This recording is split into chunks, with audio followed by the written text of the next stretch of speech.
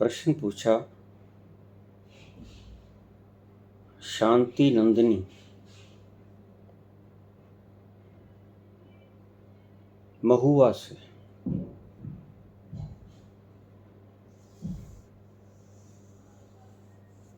बाबा आप गुरु पूर्णिमा के ऊपर कुछ बोलिए।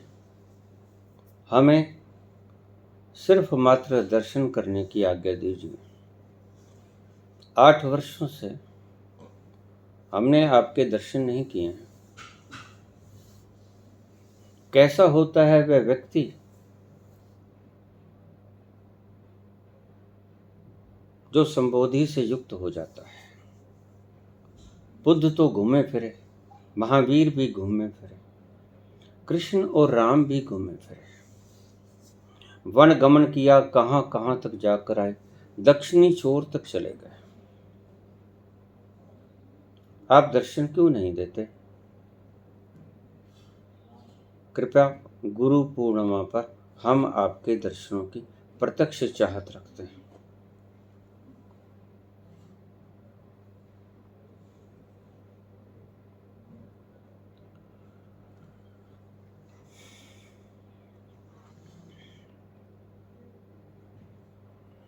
सुन पाओगे?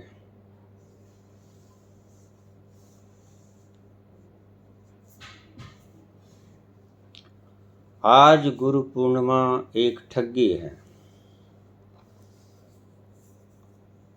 मैं आपको पहले जमाने की बात शुरू करके आज पे लेके आऊंगा।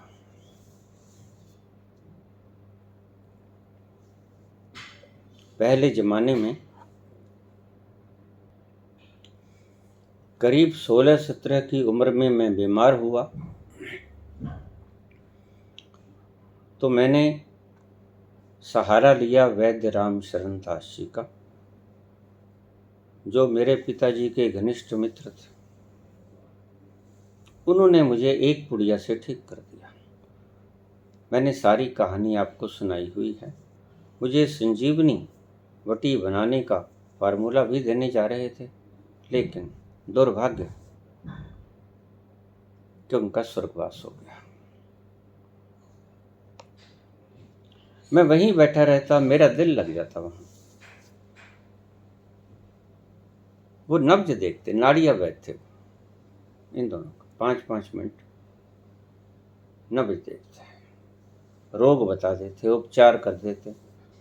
बस यही 2-4-5-10 दिनों में मरीज ठीक हो जाता। रोज देखता और मैं देखता कि लोग आते, दवाई ले जाते, दवाई बढ़िया से बढ़िया होती। इस बात का सबूत ये था कि पेशेंट ठीक हो जाता, लेकिन कोई पैसा, कोई फीस कुछ ना दे के जाते। बस पाँव छू के बैठते और पाँव छू कर ही चले जाते। मैंने कुछ सवाल नहीं पूछे। पूरा वर्ष बीत गया। हमारे यहाँ पंजाब में 2 फसलें आती थी, गेहूं और कपास, नरमा वगैरह। भांति भांति की और भी फसलें आती हैं, जैसे दालें वगैरह और बहुत कुछ। उपजाऊ भूमि है, कोई कमी नहीं खाद्यान्न की।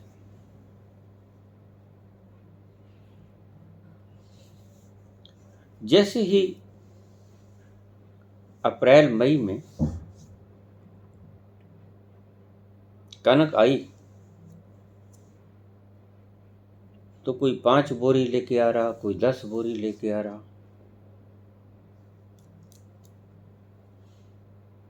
और वैद्य जी उसको अपने स्टोर में रखवाए, यहाँ रख जाओ, वहाँ रख जाओ, यहाँ रख जाओ। जब कोई और लेके आया कनक तो उनसे कह दिया, भाई इससे ज़्यादा नहीं लगेगी मेरे पास, आप ले जाओ वापस। कोई मूंगी की दाल लेके आया साबुत, कोई अन्य अन्य प्रकार की चीज़ें। लेके आया। वर्ष भर का सारा खाना दाना उनका इकट्ठा हो जाता। लोग रोज आते। सुबह एक छोटी सी केनी के अंदर 4 किलो दूध उनके लिए आ जाता, परिवार के लिए। छोटा सा परिवार था। शाम को भी ऐसा ही होता। कुछ घर में प्रयोग हो जाता, कुछ आए गए मरीजों के लिए इस्तेमाल हो जाता।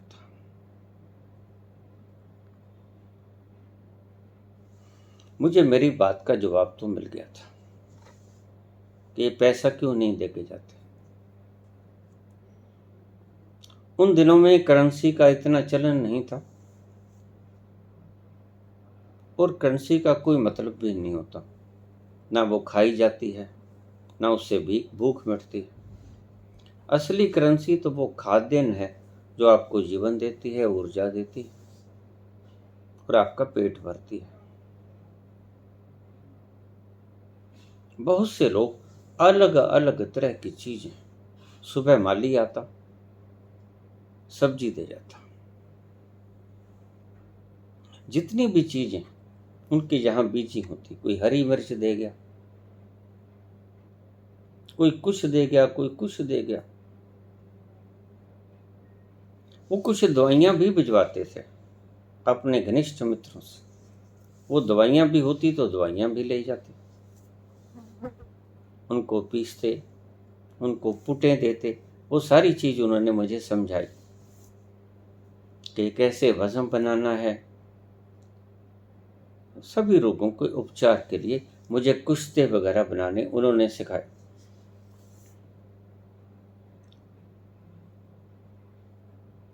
बुद्धि घनिष्ठ थी, तेज थी, शार्प थी। मैं एक ही बार में समझ जाता।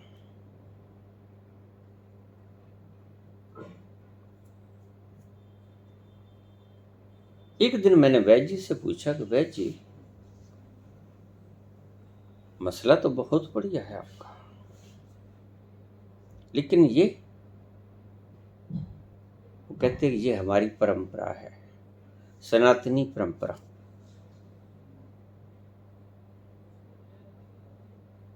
टोपी पहनते, गांधी टोपी।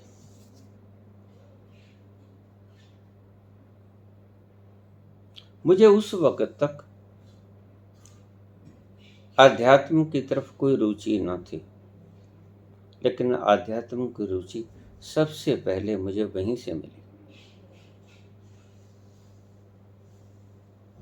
उनका स्वभाव देखकर, कोई गुस्सा नहीं, कोई चिड़चिड़ापन नहीं, ज्यादा बोलना नहीं,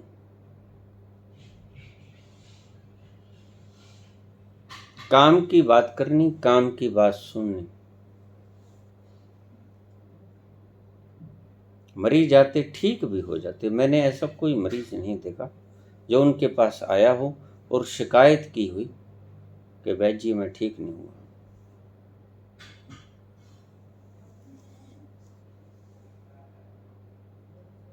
हमारी ये सनातन परंपरा है। जैसे गुरुकुल होते थे, गुरुकुल में शिक्षा मुफ्त दी जाती थी और शिष्य हर साल अपनी शिक्षा पूरी करके जब अपने घर लौटते हैं तो गुरु दक्षिणा देके जाते हैं। वह गुरु दक्षिणा उनके और शिष्यों के वर्ष भर काम आती। उसी में से वो सारा खाना दाना, लकड़ी बालन तो चुप के लेके आते, खुद साफ सफाई का काम भी खुद ब्रह्मचारी करते वहां।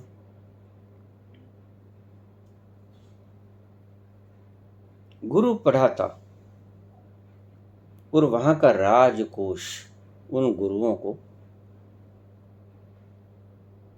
धन भी देता, भूमि भी देता और जो अन्य जैसे धनुष है, बाण है, अन्य विद्याओं को सीखने के लिए सामान भी देता। ऐसे बिना किसी लाग लपेट के सारी व्यवस्था चल रही थी।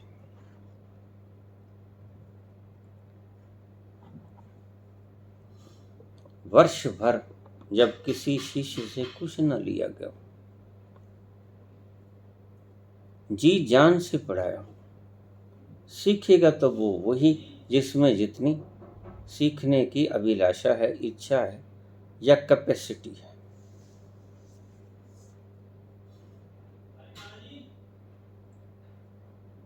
और जैसे ही उसकी पढ़ाई संपूर्ण होती तो शिष्य गुरु से पूछता कि गुरुजी कृपा करके गुरु दक्षिणा मांगे। गुरु कभी मांगा नहीं था इससे पहले, गुरु उस दिन मांगता।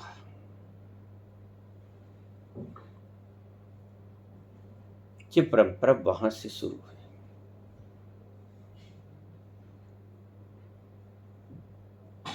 गुरु जीवन में एक बार मांगता, एक बार। कोई 10 साल पढ़ा, कोई 6 साल पढ़ा। भगवान कृष्ण 64 दिन पढ़े संदीपनी आश्रम में। उज्जैन में संदीपनी आश्रम में सुदामा और कृष्ण ये सहपाठी थे, बलराम भी साथ में थे। यह परंपरा वहां से शुरू हुई। आज गुरु पूर्णिमा कुछ महत्व नहीं रखती, क्योंकि जब लोगों से पहले ही एंट्री फीस ले ली गई, खर्चे ले लिए गए, तो गुरु दक्षिणा व्यर्थ का ढकोसला, पुराना रिवाज आज के सिक्कों में तब्दील हो रहा है। ये एक ठगी है।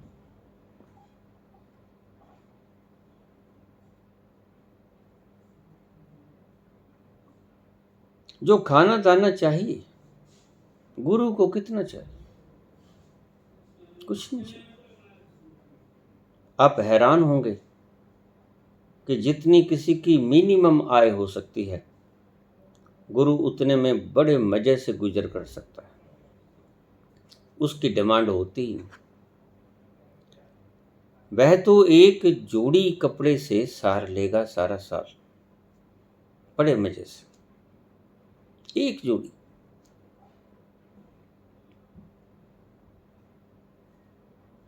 फालतू खाएगा नहीं,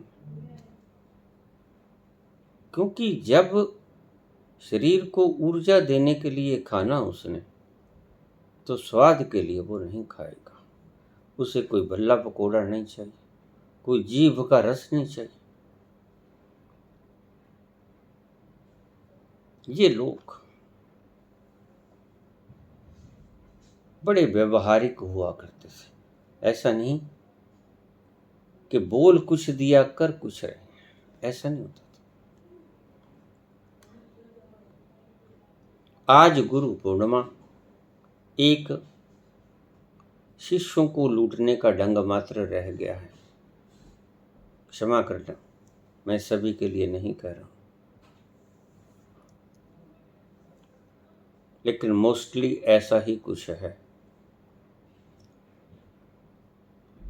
सभी त्योहारों को जो हमारे ऋषि गणों ने बनाए थे वो बिगाड़ दिए गए। जैसा आपको रुचिकर लगा वैसे आपने अर्थ बदल दिए। मैं अंत तक देखता रहा कि उनके पास किसी तरह की कमी ना होती, सब चीज प्रचुर मात्रा में पड़ी। अगर उनके घर में 5 बोरी कनक लगनी, उनके पास 15 आ जाते। आने जाने वाला, कोई मांगने वाला दर से खाली ना जाए। दूध रोज आ जाता, कोई गुड़ दे जाता, जितनी चीजें नित्य प्रयोग में आती हैं, कपड़े दे जाता, घर के बुने हुए दरिया दे जाता, कंबल दे जाता, कोई रुई दे जाता, रजाइयां बना लो, तकिए बना लो, गद्दे बना लो। वो वक्त न्यारा था। जिसके पास जो होता, कोई गुरु पूर्णिमा को ना देखे जाता। वो किसी भी दिन आते, जब उनकी फसल आ जाती, तो वो आते और अपने व्हीकल में उसको डालते और वैद जी से कहते, वैद जी ये इतनी चीज है, रखो। खुद ही रख के जाते, खुद ही उस जगह की साफ सफाई करके, खुद ही उसको आराम से प्रिजर्व करके जाते। ऐसा माहौल था पुरातन जमाने में। आज हमने शिक्षा की तो कदर, हमने शिक्षा की तो फीस डाल ही दी है, हमने आध्यात्मिक शिक्षा की भी फीस डाल दी है। यहां गड़बड़ हो गई। शिक्षा के लिए फीस हो, चलो जायज भी है और चलेगा भी, लेकिन आध्यात्म के लिए जो भीतरी आपको ज्ञान है उसके लिए आप फीस लो, अत्यंत दुर्भाग्यपूर्ण है। ये नहीं होना चाहिए। इसलिए बहुत से मेरे पास, ऐसा नहीं है कि आपने पहला प्रश्न पूछा है, इससे पहले मैं बहुत लोगों को जवाब दे चुका हूं। दर्शन ही करने हैं तो गुरु पूर्णिमा ही क्यों? ये आपके अंतरंग मनों में, आपके अचेतन मनों में ये बात भीतर घुसेड़ दी गई है कि गुरु पूर्णिमा बड़ी आध्यात्मिक पुण्य के लिए गुरु दर्शन करने आवश्यक है। नहीं, गुरु दर्शन की आड़ में सामग्री इकट्ठी की जाती है, धन इकट्ठा किया जाता है, बैंकों के लॉकरों में जमा कराया जाता है। मैं ऐसा कुछ नहीं होने दूंगा।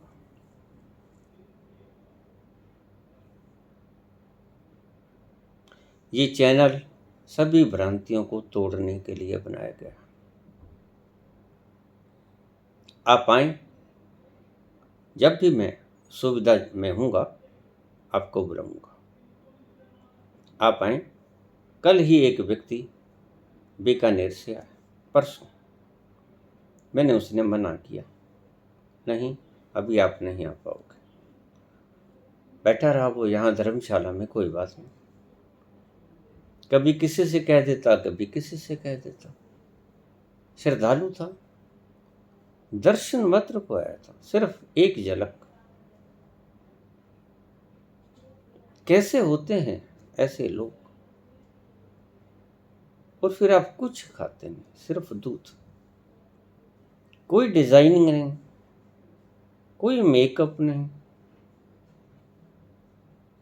किसी तरह का कोई, जिसे हम स्वाद के लिए खाना कह लें। और बाकी चीजों की तो बात ही छोड़ो। ये शराब, ये कबाब, ये इनकी तो बात छोड़ो आप। आजकल तो सभी कुछ चलता है। इनकार किया, एक दिन बैठा रहा, फिर दूसरे दिन बैठा रहा। बार बार संदेश आ जाते, कभी किसी का कभी किसी का। ये राजस्थान से आया आपके दर्शन मात्र करने। मैंने कहा देखो, अब आप इतनी दूर से आ गए। मैंने वापस तो बहुत लोगों को किया है, और आपको पता भी है जो आ रहा है कि मैं मिलता नहीं हूँ, फिर भी वो कहता मैं जाऊँगा ही नहीं। मैं आपको तंग भी नहीं करूँगा, मैं यहाँ धर्मशाला में बैठा रहूँगा। तो मैंने बेटे से कहा कि बेटा भला, अगर सिर्फ दर्शन करके ही जाने हैं तो फिर यहाँ तंग मत, परेशान मत हो। तुम आओ और अपने स्थान पर वापस जाओ। उस व्यक्ति को रात्रि 9 बजे का वक्त दिया मैंने, इस वक्त मैं फ्री हो जाऊंगा, तब तुम आ जाना। और वह व्यक्ति सिर्फ 1 मिनट के लिए आया, प्रणाम किया दूर से और चला गया।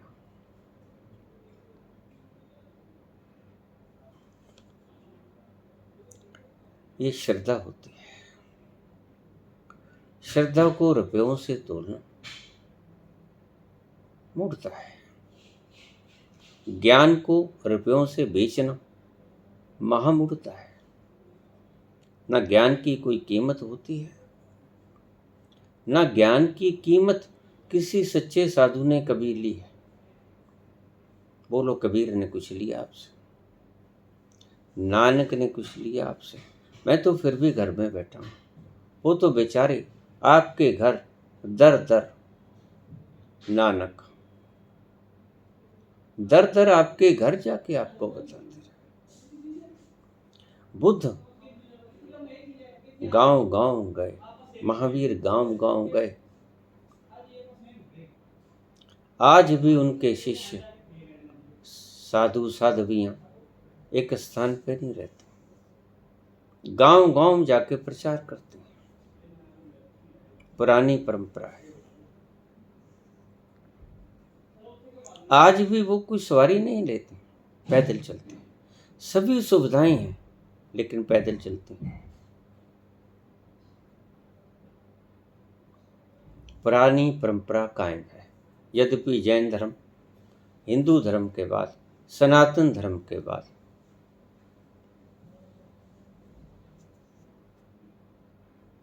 दूसरा धर्म है, आपको शायद पता हो न हो, स्वयंभू मनु की 5वीं पीढ़ी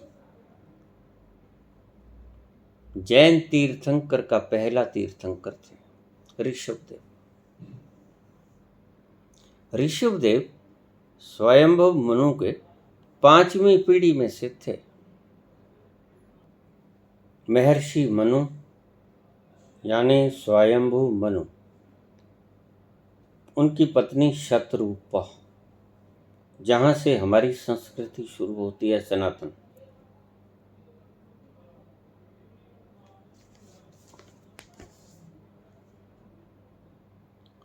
मनु और शतरूपा के 5 संतानें हुई,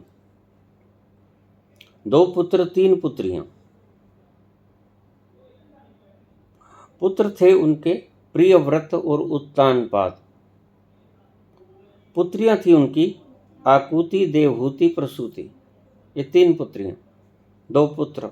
2 पुत्रों में से जो पहले पुत्र थे उनका नाम था प्रियव्रत और दूसरे पुत्र थे उत्तानपाद।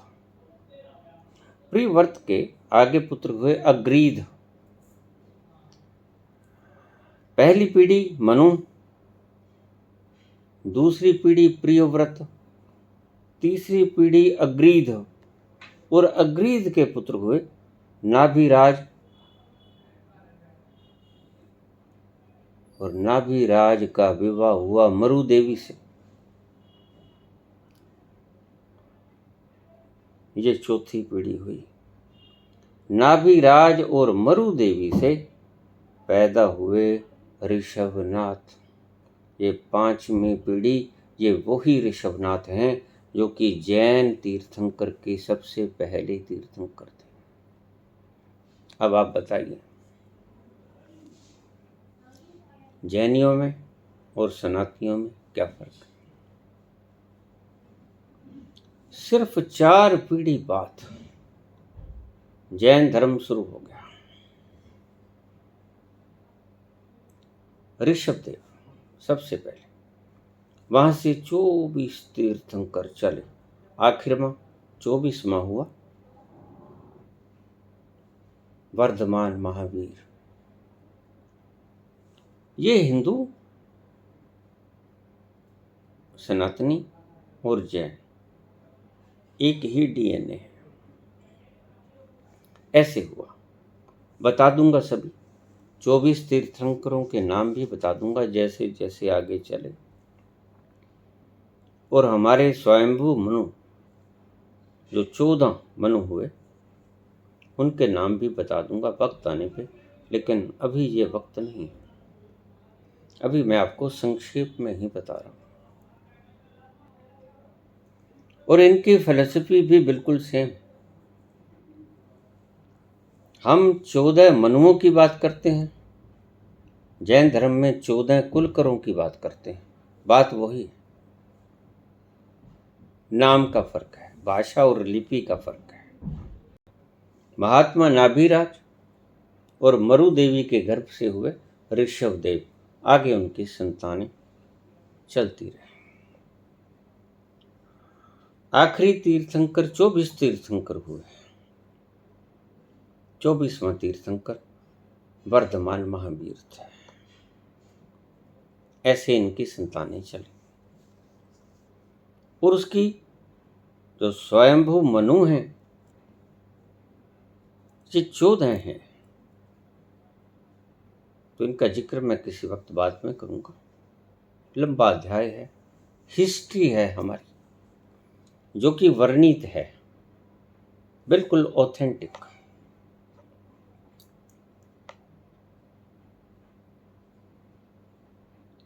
गुरु पूर्णिमा किसी वक्त उस गुरु का जीवन चलाने मात्र के लिए, जीवन चलाने के लिए जो जो चीज जरूरी हैं वो शिष्य उसे मुहैया करा देते, क्योंकि राजकुल के बच्चे भी वहीं पढ़ते थे, आम बच्चे भी वहीं पढ़ते थे, गरीब सुदामा भी वहीं पढ़ा,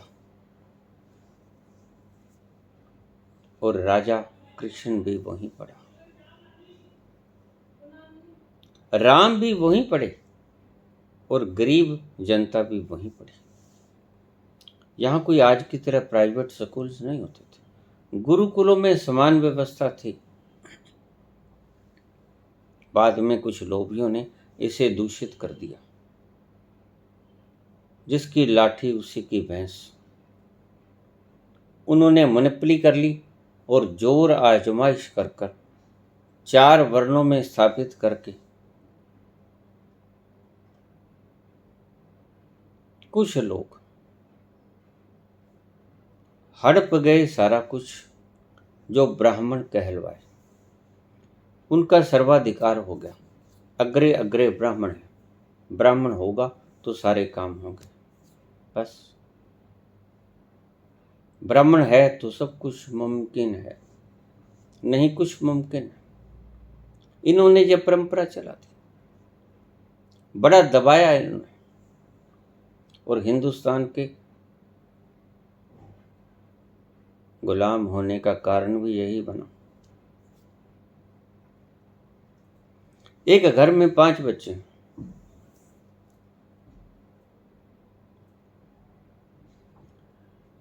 तो पिता कहे कि ये बच्चा सब कुछ संभालेगा, बाकी के 4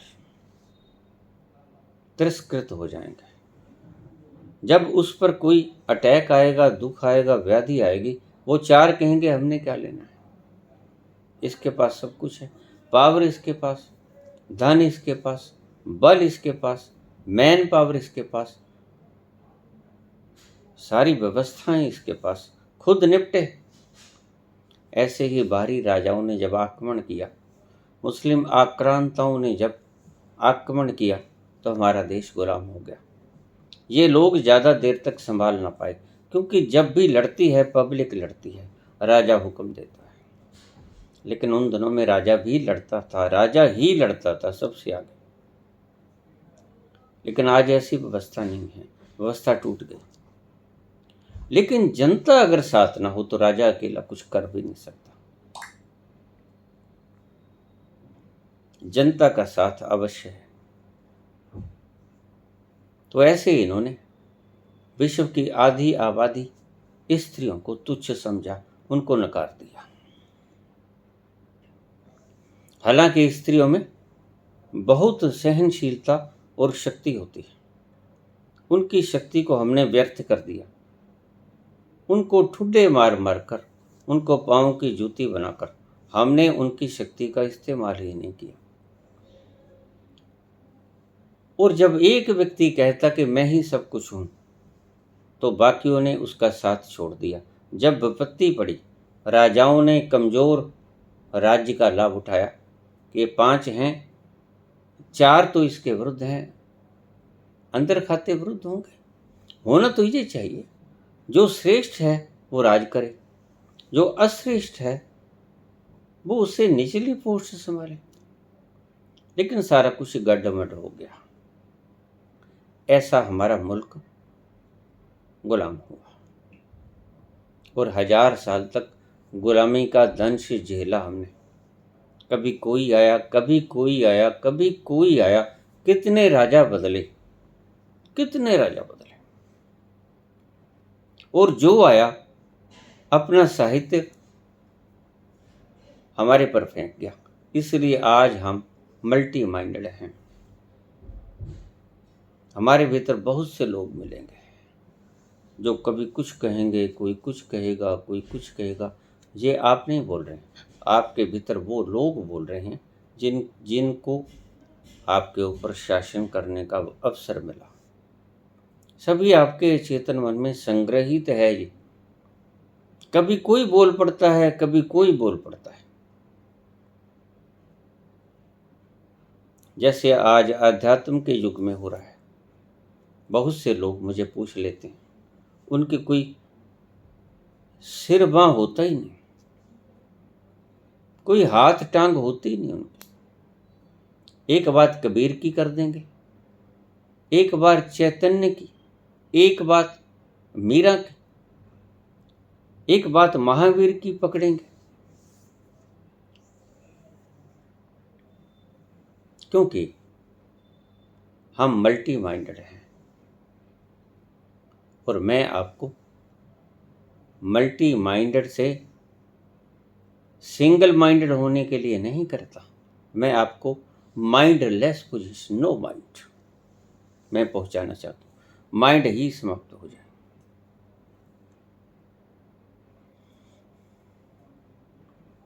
आप किसी दिशा में सोचो ही मत, फिर जिस दिशा में उसने खींचना होगा वो खींच लेगा। क्योंकि सृष्टि का रचनहारा आप कुछ नहीं जानते, यद्यपि बड़े विद्वान समझते हो अपने आप को।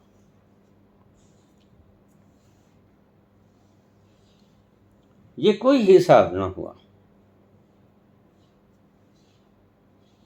कि अपनी मेहनत से डॉक्टर की उपाधि पाने वाला व्यक्ति गुलामी करे और अनपढ़ व्यक्ति राज्य करे। यह होना भी नहीं चाहिए। प्रथा भी ये नहीं कहती और हमारी बुद्धि भी ये नहीं कहती कि प्रज्ञा बर्तन मांजे और मूर्खता राज करे। विनाश के लक्षण होते हैं। ऐसे ही मूर्ख राजा हुए हैं जिनके कारण गुलामी हमें झेलनी पड़ी। एक व्यक्ति के कुकर्मों के कारण, एक व्यक्ति की मूढ़ता के कारण सारा मुल्क गुलाम हुआ। गलती क्या थी? गलती यही थी कि हमने अपनों को ही बाइफरकेट कर दिया, तोड़ दिया। अपने राज्य करने के मामले में अंग्रेजों की नीति कोई ज़्यादा सफल नीति नहीं मानता। डिवाइड एंड रूल, नो, गलत नीति है। भेदकारी नीति कभी भी जीतती नहीं होती, हारती है। अभेदकारी नीति सदा ही जीतती है, जो सभी को विश्वास में लेके चले। ऐसा कहना मात्र नहीं होता, ऐसा करना भी होता है।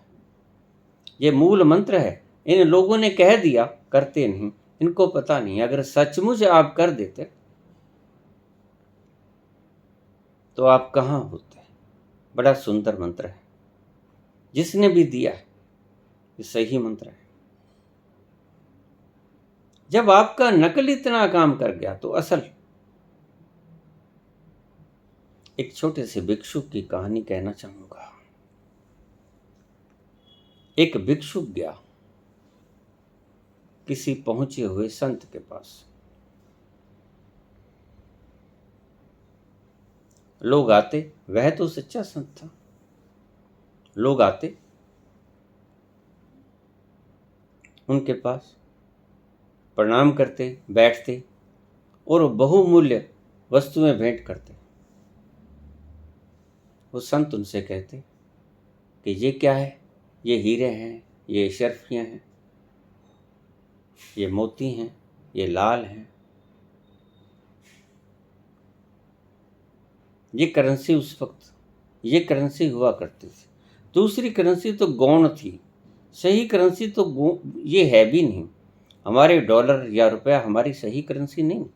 हमारी सही करेंसी है हमारा खाना पीना, हमारी सेहत। ये हमारी करेंसी है जो हमें जीवन देती है। रुपया हमें जीवन नहीं दे सकता। चांदी सोने को खाओगे, हीरे जवाहरातों को खाओगे, बड़ी मुश्किल से कुछ दिन ही जी पाओगे। जिससे सच्चा सच्चा जीवन मिलता है वो है सही करेंसी, और वो है खाद्य सामग्री। शरीर की जरूरत है, मन की जरूरत है, आत्मा की जरूरत है। गया, मस्तक नवाया, बैठ गया। लोग आते रहे, जाते रहे।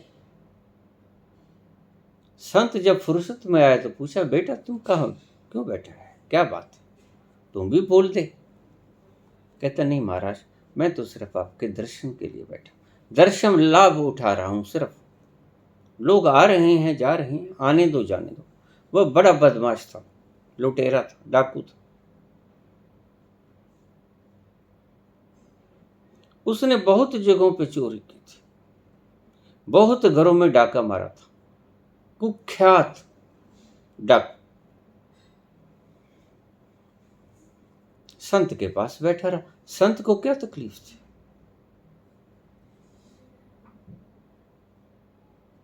लोग आते, हीरे जवाहरात, गिन्नियां, अशरफियां भेंट कर देते, और वो साधु कहते, ऐसे करो, लेके आए हो, इस भार को उठाओ और पास ही गंगा नदी है उसमें फेंक। वह तो कप था, उसके लिए तो बहुमूल्य थे, लेकिन संत के लिए कभी भी हीरे जवाहरात मूल्यवान नहीं होते, उनसे जीवन नहीं मिलता। संत के लिए करेंसी मूल्यवान नहीं होती। हाँ, जरूरत के लिए उससे सामग्री आज के दिन खरीदी जाती है। पहले सीधी ही सामग्री उससे मिल जाती, आज सामग्री सीधी नहीं मिलती, लेकिन करेंसी से खरीद ली जाती है।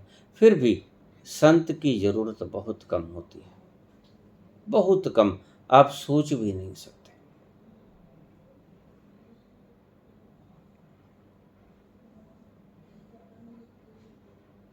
मैं देखता रहा, जो भी आता, जितना कुछ भी लेके आता, बोझा पूरा भर के लेके आता, सबकी पंडें भरी भरी होती, आके खिला देते, ये लो महाराज, ये आपके लिए दक्षिणा।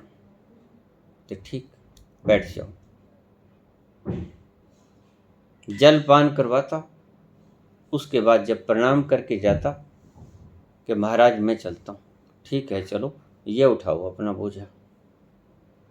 क्या करूं महाराज? ये गंगा में फेंक दो। महाराज ये तो आपको अर्पण करने आया था। हाँ कोई बात नहीं, मुझे मिल गया, मैंने स्वीकार कर लिया, अब इसको गंगा में त्रोहित कर दो। बड़ी हैरान हुई उसकी बुद्धि, दुष्ट की, जो डाकू था। ये कैसा संत, हद हो गई, ये क्यों ठुकराया जा रहा है? जिसके लिए हम कत्ल व गारत तक कर देते हैं वह यह कहता है, और लोग बड़ी श्रद्धा से देने आए, और ये कहता है बाहर ले जाओ, गंगा में फेंक दो, मैंने स्वीकार कर ली, शुभाशीष, खुश रहो, आबाद रहो। संत यही कुछ कह सकता है, और इसके अलावा उसके पास इससे ज्यादा देने को कुछ नहीं होता।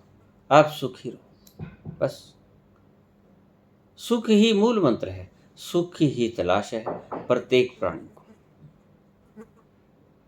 सभी आते, उसने 5-4 दिन उनके पास बैठा रहा, देखता रहा कि ये क्या तमाशा है। एक तरीका मिल गया, एक ढंग मिल गया, शरारती खोपड़ी को एक ढंग मिल गया। सीधी सीधी चीज को अब वो बिगाड़ कर करेगा। उसने कहा मूर्ख, हम कत्लो गारत करते हैं, फिर बचते हैं कानून से, क्या जरूरत है? अरे ये कुछ नहीं करता, मस्टंडा, और लोग सब कुछ लेके आते हैं और ये फेंकवा देता है। हम भी ऐसा करेंगे। ये तो मूल मंत्र मिल गया, बहुत बढ़िया मूल मंत्र मिल गया। तो यहाँ से चलते हैं, कहीं दूर स्थान लगा देते हैं और बिल्कुल सेम ऐसा ही करेंगे।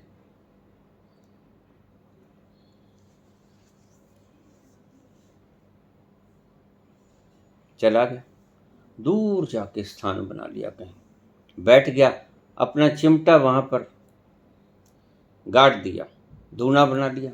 लोग आते, प्रणाम करते। लोग तो चाहते ही हैं, क्योंकि सभी दुखी,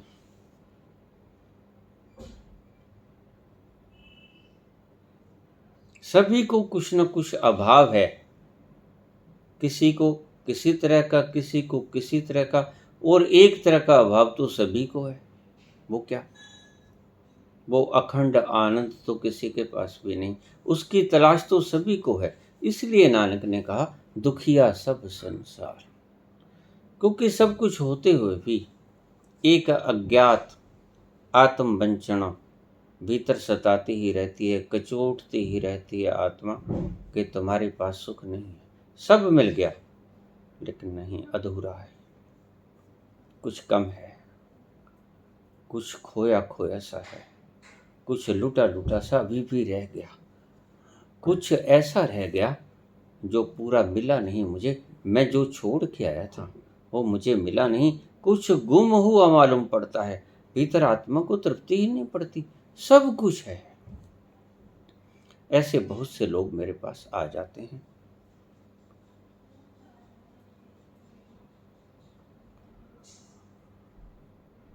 रोज बातें होती हैं, रोज मैसेज आते हैं, क्या करें, भरा पूरा परिवार है, कहीं कोई तकलीफ नहीं, सभी आज्ञाकारी हैं, सभी श्रेष्ठ हैं, कोई कमी नहीं, बड़ा परिवार है, लेकिन मिलजुल के रहता है, लेकिन भीतर से कुछ खाए जा रहा है, घुन की तरह थोथे हुए जाते हैं। हर वक्त कोई चीज कचोटती है, जी करता है भाग जाए।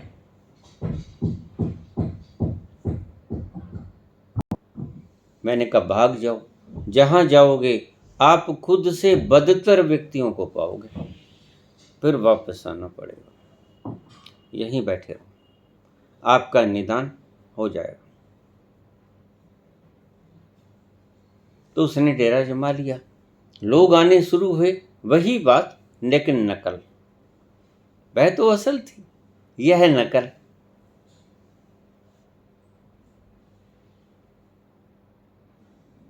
बाहर अपने 5-4 दोस्त खड़े कर दिए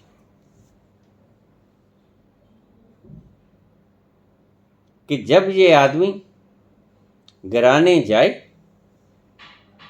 तो आप इनसे बाहर ही फेंकवा लेना, आप इनको हड़प लेना, आप ले जाना। उसके पास आते लोग, रुपया माल लेके आते, नदिया में फेंक देते। कुछ लोगों को वो लूट लेते जो बाहर डाकू खड़े थे, उसकी जुंडली सभी को एकत्रित कर लिया।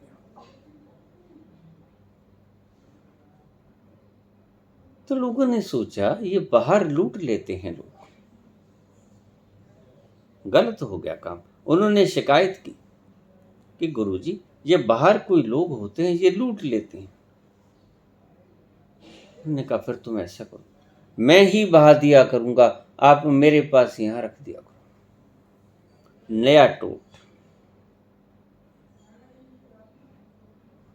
अब तक विश्वास जम चुका था, लोगों को तो अंधविश्वास सदा से ही रहता है। यही तो हमारी मूढ़ता और गुलामियत के कारण, मुख्य कारणों में से एक है। हम बस छोटी मोटी चीजों पर अंधविश्वास कर लेते हैं। किसी ने कोई हथेली घिस के रुपए पैदा कर दिया, किसी ने कोई ऐसे करके गोल्ड चेन पैदा कर दी, बस हम उसके गुलाम हो गए, दीवाने हो गए। मामूली सिद्धियां होती, किसी ने कुछ कागज के ऊपर लिखकर आपकी व्यथा बता दी, आप उसके गुलाम हो गए। आप भूल जाते हो आपका लक्ष्य क्या है, आप आए क्यों, आपके भीतर कमी क्या खली थी जिसके कारण आप बाहर निकले। उस कमी को पूरा करना है। उलझ जाते हो जादूगरों में, उलझ जाते हो इन कारनामे दिखाने वालों में। खैर चलता रहा। लोग वहीं रखने लगे, हाँ महाराज आप कहते थे कि बाहर फेंक दो, हम तो आपके लिए ही लेके आए थे। इतने दिनों में उसकी ख्याति काफी फैल चुकी थी, काफी इकट्ठा हो गया। एक रात्रि उसके मन में ये विचार आया कि जितना मैं जीवन भर में लूट ना सकता था उतना बड़ा आराम से मिल गया। अब इतना इकट्ठा हो सकता है कि मेरी 7 पीढ़ियां बैठी खाती रहे। अब यहां से भाग जाना चाहिए, लंगर लपेट बांधो और चलो। अब इकट्ठा बहुत हो गया। सारा सामान बांध लिया, इकट्ठा कर लिया। एक बड़ी बोरी में भर गए हीरे जवाहरात, अशरफियां, गिन्नियां, सोना, बहुमूल्य चीजें। और भागने को ही था। मन में एक विचार स्फुरित हुआ, भीतर उस गगन मंडल से आया।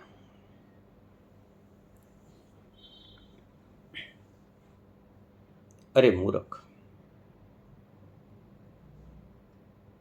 जब झूठ ने तुम्हें इतना कुछ दे दिया, अगर तुम सच ऐसे हो गए तो क्या कुछ नहीं न्यौछावर हो जाएगा आपके ऊपर। झूठ से तुमने इतना कमा लिया, अगर सच में तुम ऐसे हो गए तो कहां जाओगे सोचो। विशाल ईश्वरीय संपदा के मालिक हो जाओगे। ये तो कुछ भी नहीं, ये तो छोड़ छूड़ के जाना पड़ेगा। अगर सच में, अगर नकल ने इतना बना दिया तो असल ने कितना बनाएगा। असल कितना कारगर सिद्ध होगा। भागो मत। मन में आई बात कि बात तो ठीक है, ये तो मेरे पास है ही।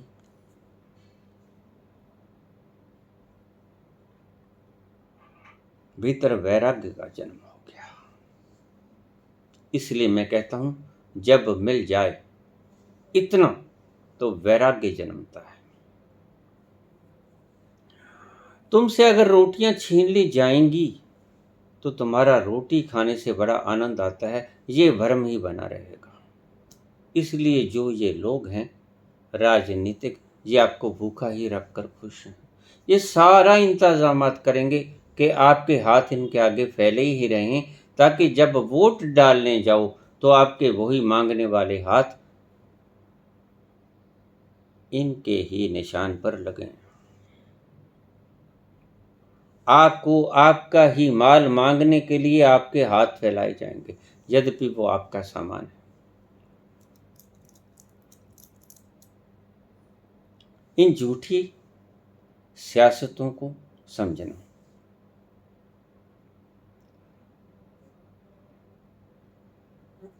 झूठे लोगों से बचना। वो चाहे किसी भी धर्म, किसी भी संप्रदाय, किसी भी पार्टी का हो। आज तक बहुत से राजनीतिज्ञ मैंने देखे, लेकिन राजनीति होनी ही नहीं चाहिए। राजनीति नहीं होनी चाहिए, राजधर्म होना चाहिए। ये राजनीति सभी प्रकार के धृष्टताओं का, दुष्टताओं का आगाज है, जनक है।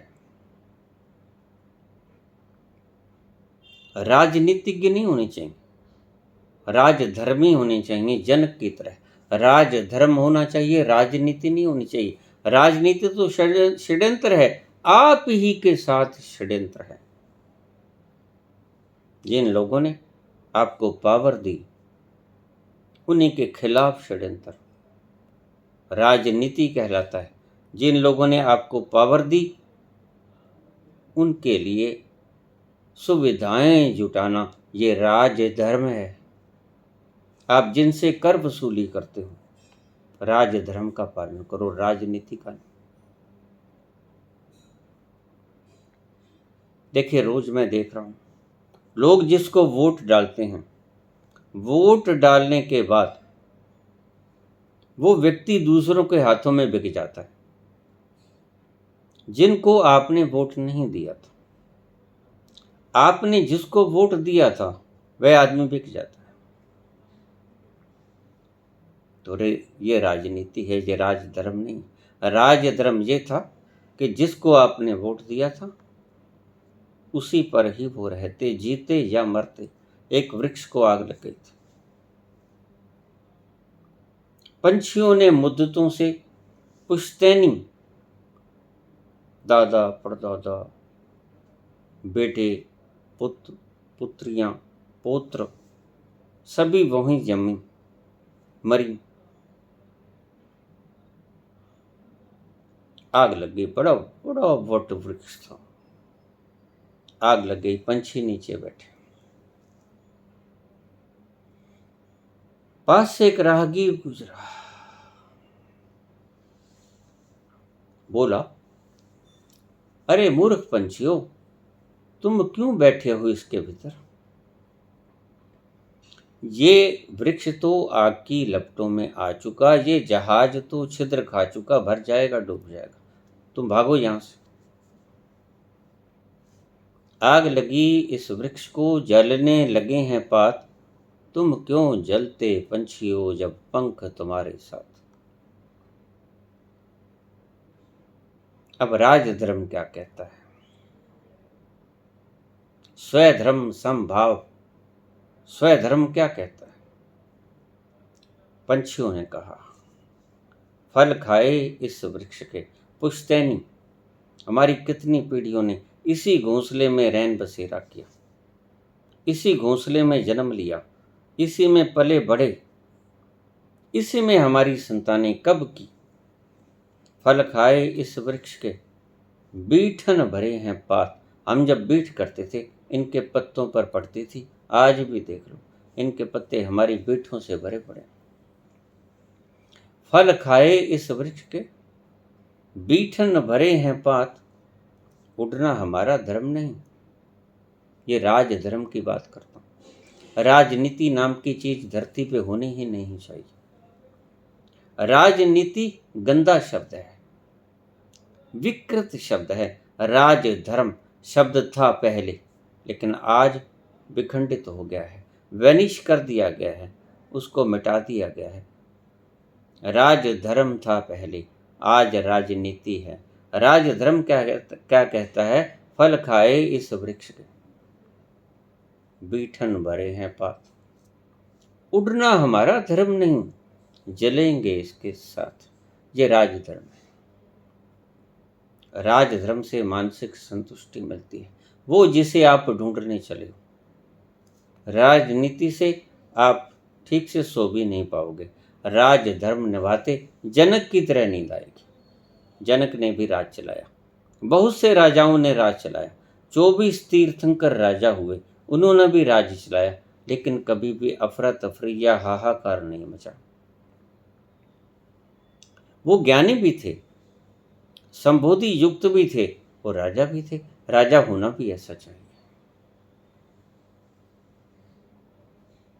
जो भरा पूरा हो, जिसने सब भोग लिया हो, ऐसा राजा होना चाहिए।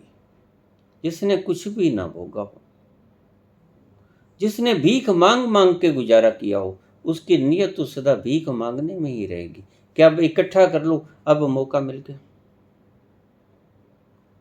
उसकी नीयत नहीं बदलेगी, उसकी नीति उसकी नीयत नहीं बदलने देगी। नीयत वही रहेगी बैक में, और नीति वैसे ही चलाएगा वो। इसे कहते हैं राजनीति। लेकिन राजनीति नाम का ये मुखौटा खत्म होना चाहिए विश्व से। राजनीति की तरह राजधर्म आना चाहिए। राजनीति को मिटना चाहिए, मिटना होगा, राजधर्म को आना होगा। जो व्यक्ति राजधर्म का पालन करेगा वह व्यक्ति राज के ऊपर बैठने के योग्य होगा, अधिकारी होगा। और राजधर्म क्या होता है?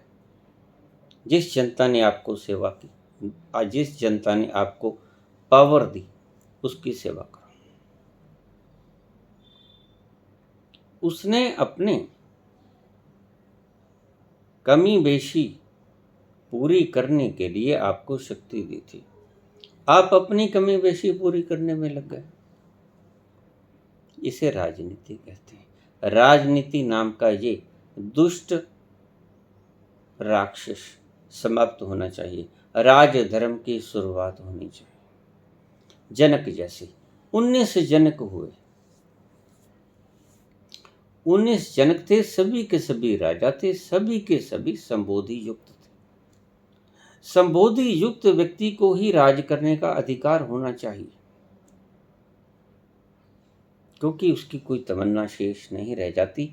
एक ही तमन्ना रह जाती है शेष, क्या? बुद्ध की तरह करुणा। कैसे कल्याण हो मानवता का, ऐसा ही व्यक्ति राज करने के योग्य होता है। ऐसे व्यक्ति आपको ढूंढने पड़ेंगे, संबोधि युक्त तो नहीं मिलेंगे, लेकिन करीब करीब ऐसे व्यक्ति मिल जाएंगे आपको जो इन राजनीतिज्ञों से श्रेष्ठ हैं, जो राजधर्म का पालन करेंगे। ऐसे व्यक्ति हैं, कोई चिराग बुझ नहीं गया है।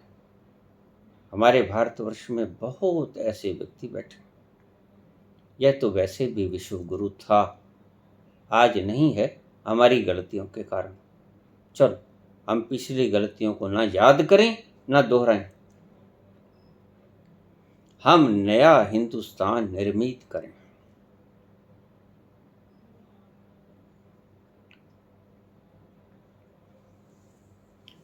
गुरु, व्यास पूजा, गुरु पूर्णिमा आज एक ठगी बनकर रह गई है, पैसे कलेक्ट करने का एक ढंग मात्र। अरे भैया, अगर कुछ सिखाना है तो बाकी वर्ष भर बाकी था तब सिखा देते। आज क्या विशेष दिन है? और मैं आपको बता दूं, गुरु पूर्णिमा पे कैसे कोई होता ही नहीं योग, जो आप योग बताते हो। जिस भद्रा को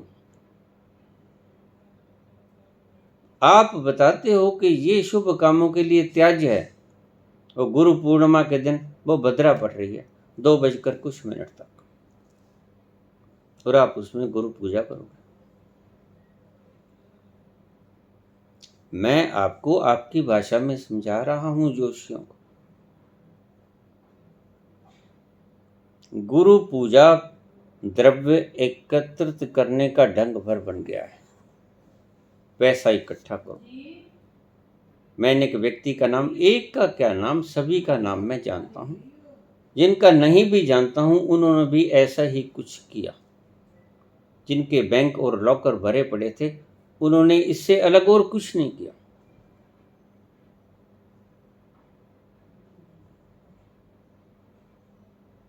और गुरु दक्षिणा के रूप में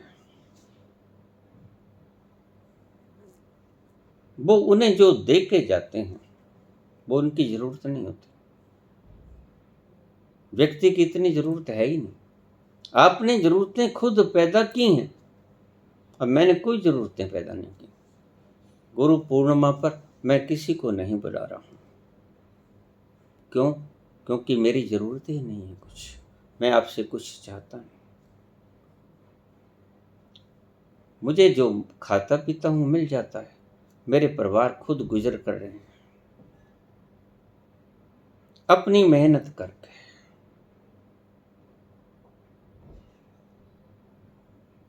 ये जो वीडियोस बनाने पर खर्च आता है मेरे शिष्यगण कर देते हैं, और कोई ज्यादा इन पे खर्च आता भी नहीं।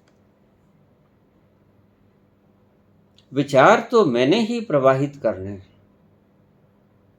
सब इंस्ट्रूमेंट्स जुटा दिए गए हैं उन लोगों के द्वारा, और मुझे किस चीज की आवश्यकता नहीं। आवश्यकता है तो सिर्फ श्रद्धा, जहाँ तक आपको ले जाएगी। उस श्रद्धा की आवश्यकता है आपके भीतर मन में। ये श्रद्धा लेकर आप मेरे पास आओ।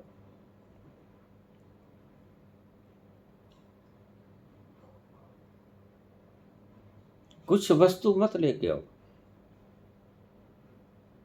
गुरु पूजा वगैरह कुछ नहीं, ना कोई वस्त्र, ना कोई मिठाई, ना कोई फ्रूट, ना कोई ड्राई फ्रूट, ना कोई नगदी, कुछ मत लेके आओ। खाली हृदय लेके आओ,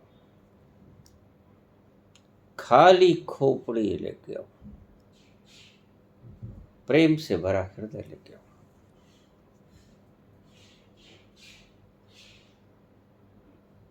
कोई वस्तु मत लेके आओ, मुझे जरूरत नहीं।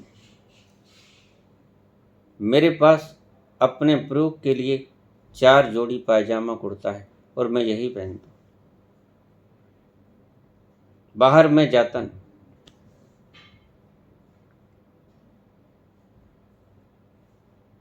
और बाहर जाऊं भी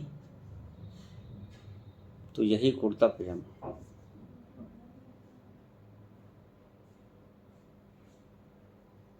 गुरु पूर्णिमा का अर्थ आज लोभ बन गया है। पैसा एकत्रित करना, मान सम्मान एकत्रित करना, पीछे भेड़ों को इकट्ठा करना। गुरु पूजा के नाम पर इतना कुछ इकट्ठा कर लिया जाता है और आपको बदले में कुछ भी नहीं दिया जाता। मैं वैद्य राम शरण से ये बात शुरू की थी। जरूरत के लिए अवश्य दो जितना जरूरत है, लेकिन एक दिन नहीं। जब भी आपके घर में कोई खुशी है, किसी तरह की खुशी है,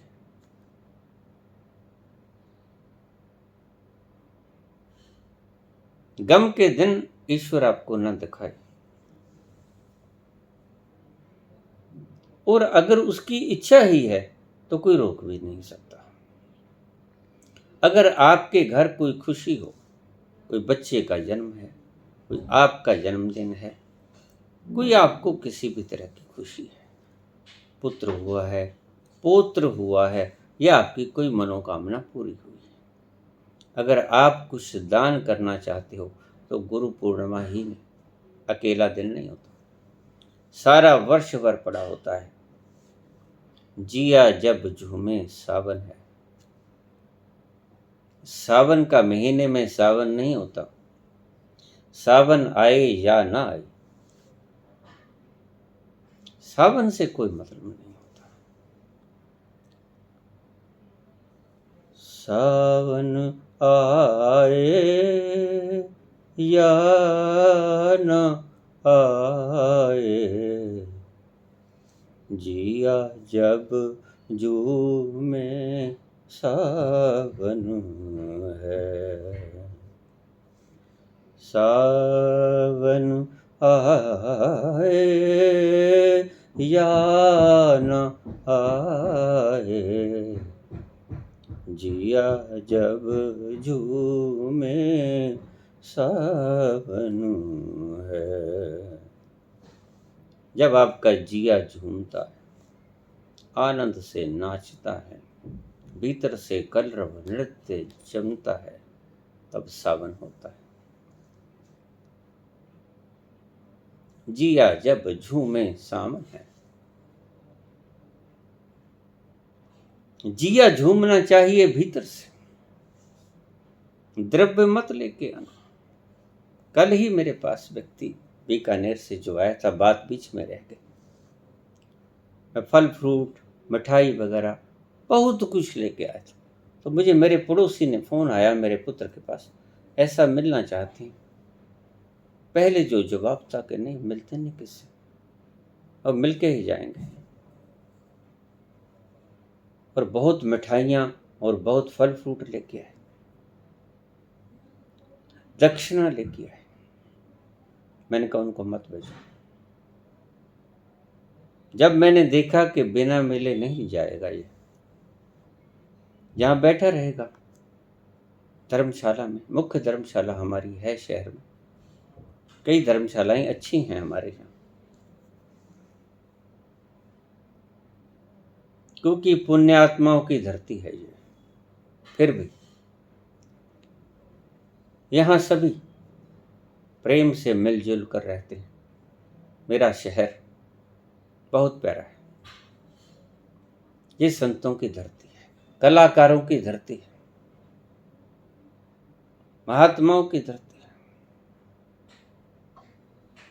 बहुत से कलाकारों को जन्म दिया इस धरती में, बहुत से महात्माओं संताओं को जन्म दिया इस धरती में।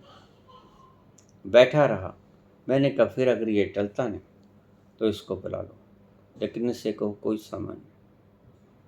सामान ना लेके आए। ऐसे तो सामान की होड़ मच जाएगी आपको, फिर बोलियां लगेंगी कि प्रथम दर्शन कौन करे बाबा का। फिर बोलियां लगेंगी, सबसे पहला दर्शन मैं करूँगा। महता देता हूँ। जो व्यक्ति 10 वर्ष से बैठा, 8 वर्ष से बैठा, उसका दर्शन मात्र से कल्याण हो जाएगा, मोक्ष मिल जाएगा। आप भ्रम में, पागल मत बनो। ऐसा कुछ नहीं होता। मुक्त होने के लिए आपको स्वयं परिश्रम करना पड़ेगा।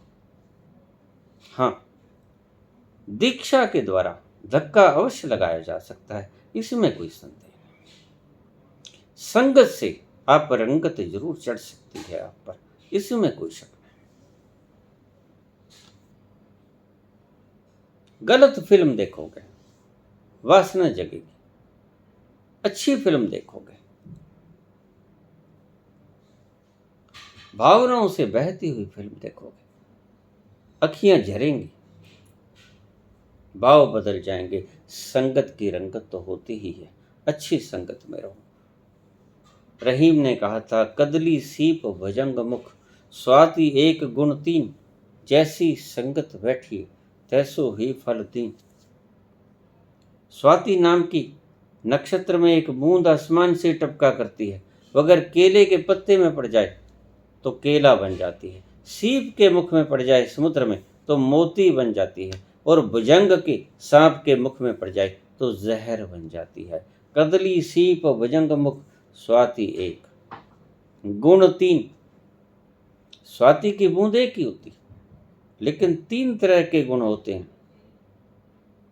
केले में पड़े फल बनेगा, सीप में पड़े मोती बनेगा, भुजंग के मुख में पड़े जहर बनेगा। जैसी संगत बैठिए तैसो ही फल दीन। हाँ, साधु संगत करो, ध्यान में उतरो, उसके संग में जाओ। ये जो सत्संग है, ये आपकी ढोली ढोलक छैना हारमोनियम खड़काने के लिए नहीं है। ये आपके भीतर जो सत्य बैठा है, उसके संग में उतरने का नाम सत्संग है। वह सत्य जिस बाबा ने कहा, ना कभी मरा ना कभी मरेगा। आद सच जुगाद सच, नानक है भी सच ते, होसी भी सच, सच सच ही रहेगा। उसका संग सदा मौजूद है। आप भीतर चलो। बहुत से प्रश्न आए, बाबा भीतर कैसे उतरे, बड़ा पंगा है। बहुत कोशिश की, कल ही मुझे एक मैसेज आया, बाबा बहुत कोशिश कर रहा हूँ, आपकी अपने ही भीतर कैसे उतरे। समझ में आती है लेकिन उतरा नहीं जाता। मैंने कहा बस यही गड़बड़ है, जो आपकी समझ में आ जाती है। समझ में जो आती है वही तो आपको बाधा बनती है। ये समझ ही तो बाधा है। बार बार सुन रहा हूं लेकिन भीतर उतरा नहीं जाता। ये समझ ही बाधा है, इसको छोड़ दो। मैंने बहुत बार कहा है, सब तरह की पकड़ छोड़ दो आप। ये समझ ही आपकी बाधा बनती है।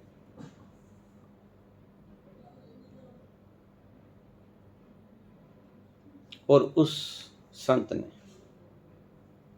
सच्चा संत बन गया। दूसरे दिन जो लोग उसके पास आए,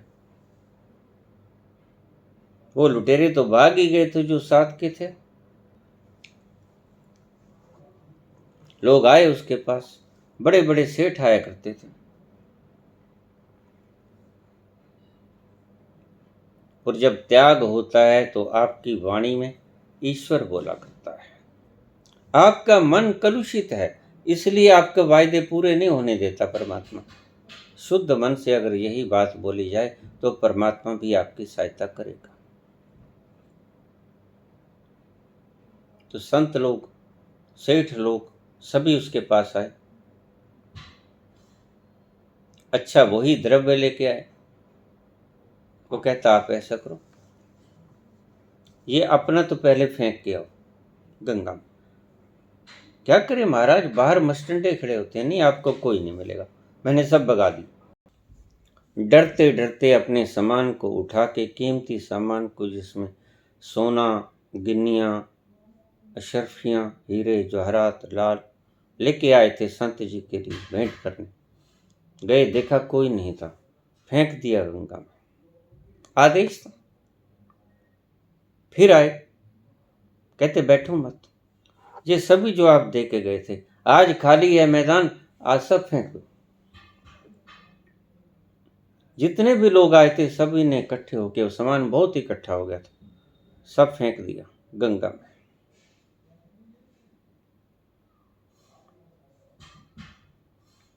और फिर जो हुआ आप कल्पना कर ही सकते हो।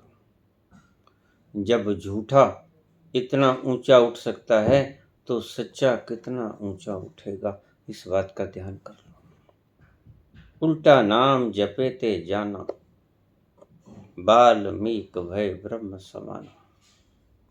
ब्रह्म समान हो गया वह व्यक्ति जब त्याग की भावना जग जाए, सच्चे त्याग की भावना, दिखावे की त्याग की भावना नहीं, सच्चे त्याग की भावना जग जाए तो ब्रह्म समान होते देर नहीं लगती।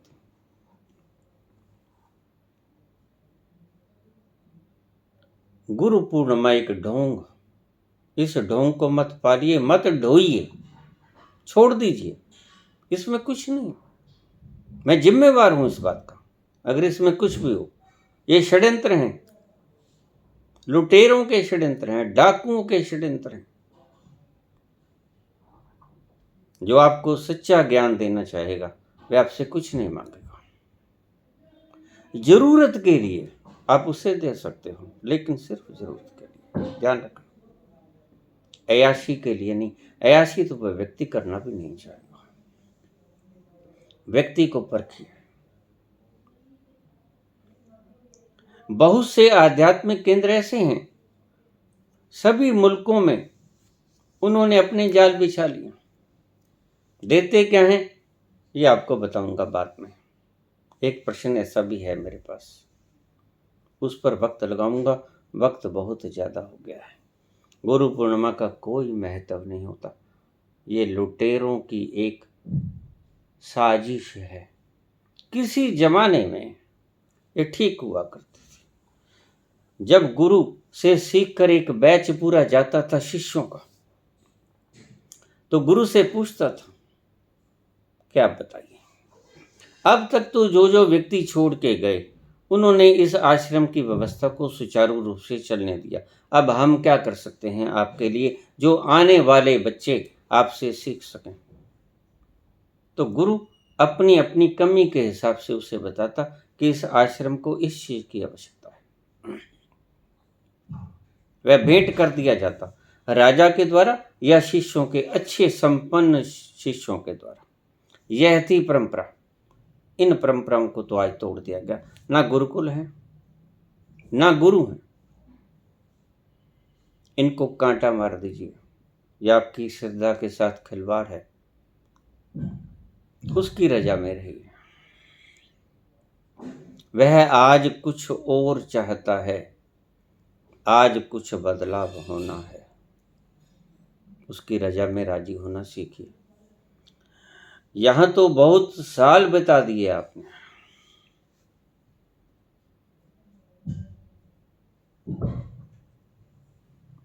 बाकी जन्म आपने संसार को बलिदान किए, ये जन्म आप उस माधव को समर्पित कर दो, उसकी रजा में रहो।